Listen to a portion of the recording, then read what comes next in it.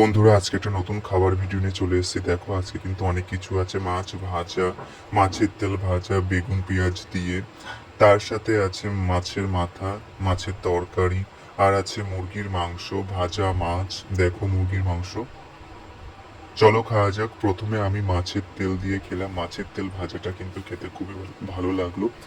বেগুন পেঁয়াজ দিয়ে ভেজেছিল, খুব ভালো লাগলো। তারপরে খেলাম আমি মাছ ভাজা আর মাছের তরকারি। ওকে, দেখো, মাছ ভাজা আর মাছের ঝোল দিয়ে খাচ্ছি, খেতে কিন্তু খুব ভালো লাগলো। আজকে অনেকদিন পর আজকে বড় একটা মাছের মাথা নিয়ে বসলাম খেতে।